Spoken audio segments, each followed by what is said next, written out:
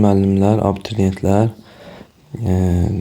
söz verdiyim kimi Gəray Aşurov Möhtəşəm 26 kitabından ikinci sınavın məsələləri ilə davam edirik. Sizdən xahişim YouTube kanalıma abunə olmağı və bildirimləri açmağı unutmayın ki, növbəti videolardan xəbərdar olasınız. Yəni bu videoları çəkməkdə məqsədim gələn il, növbəti il MİQA hazırlaşan müəllimlərə, 4-cü qrupa, 1-ci qrupa hazırlaşan şagirdlərə dəstək məqsədi ilə çəkirim bu videoları. İnşallah hamıya faydalı olar və bu videoların heç yerdə YouTube'da açıq linkdə, yəni izahlarına baxa bilməzsiniz. Ancaq mənim YouTube kanalımda mövcuddur. Deməli, başlayaq məsələmizə. Sınaq nömrə 2, sual nömrə 12 ilə. Deməli, deyir, azot və metan qazından ibarət qaz qarışığı az miqdarda oksigen ilə yandırılır. Bu qarışığın yanması zamanı 400 kJ istilik ayrılır. Mərhələli həll edək bu məsələni. Bura kimi və burada da belə bir kömək veribdir ki, bizə metanın yanma istiliyi 800 kJ oldu. Deməli, bu azot və metan qazı veribdirsə, biz bilirik ki, burada azot reaksiya daxil olmur oksigenlə, yəni yanmır. Azot oksigenlə reaksiya daxil olur 2000 dərəcə temperaturda və bu da istilik udulur. Əslində normalda yanma zamanı istilik ayrılmalıdır. Deməli, azot yanmır, sadəcə burada metan oksigenlə reaksiya daxil olur.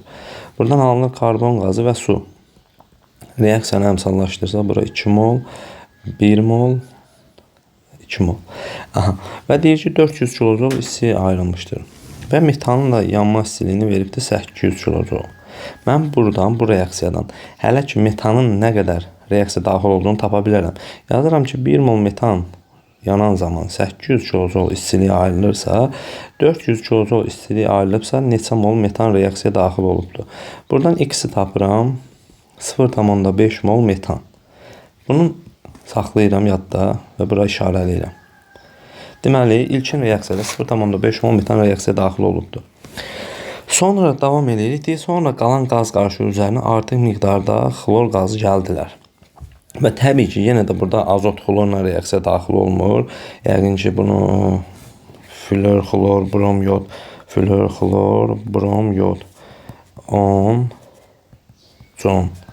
Buradan bilirik ki, xlor karbonla, oksigenlə və azotla reaksiya daxil olmur. Bunu bir məlumat üçün dedim. Bu qaldı burada. İndi biz bilirik ki, burada az miqdarda oksigen deyirsə və məlum məsələdir ki, metan tam sərf olunmayıbdır. Davam edirik prosesi. Metanın üzərinə təzədən xlor gəlirik.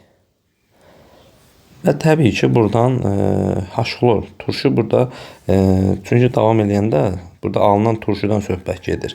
Alınan turşu da H-xlordur. Və burada xloru artıq miqdarda dediyinə görə mən bilirəm ki, metan tam sərf olunacaq. Yəni, xlordan artıq qalacaq. Məlum məsələdir ki, burada alınacaq C-xlor 4 plus H-xlor. Amma nə qədər H-xlor aldığını aşağı növbəti prosesdə biləcəm. Bu reaksiyanı da hələ ki yarımçıq saxlayıram. Və deyir ki, bu reaksiya zamanı alınan turşu, söhbət bu turşudan gedir. Deyir, alınan turşunu 2 mol alüminium hidroksitlə tam neytrallaşdırmaq olur. Neytrallaşdırma nədir? OH-ların sayı hidrogenlərin sayına bərabər olmalıdır. Deməli, 2 mol alüminium hidroksitdə 6 OH varsa, deməli, bunu tam neytrallaşdırmaq üçün mənə 6 hidrogen lazımdır. Düzdürmü? 6 hidrogen də deməli bu turşuda olmalıdır. Deməli mən belə başa düşdüm ki, burada alınan turşunun molu 6 moldur. Aha. Və buna uyğun da əmsallaşdıra bilərəm mən reaksiyamı. Deməli 6 mol 4 mol. Burada yazıram metanın qabağına bir saniyə 6 hidrogen isə metanın qabağına yazıram 1,5 mol. Və hidrogenlərin sayına baxıram 6 hidrogenlər bərabər, xlorlar da sağda 10'dur. Burada 5 yazıram. Əmsallaşmam düzəldi.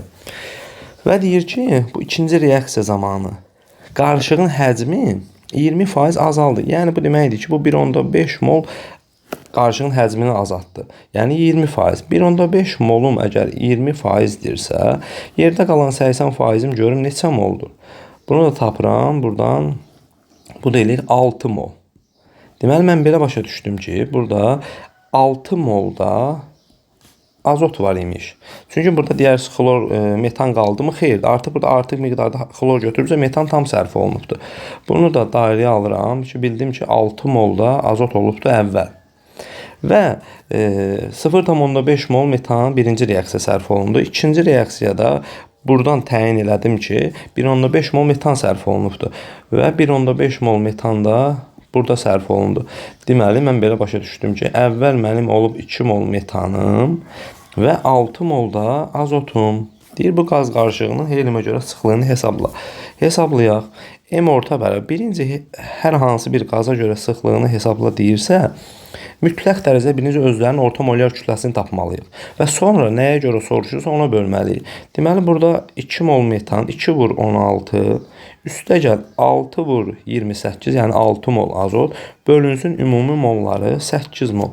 Bərabərdir 32 plus, yazım 32 plus 120, 168 bölünsün 8. 208'e böləndə eləyir 25. Bunların orta molyar kütləsi və helium'a dediyinə görə mən bölərəm bunu neçəyə? 4-ə.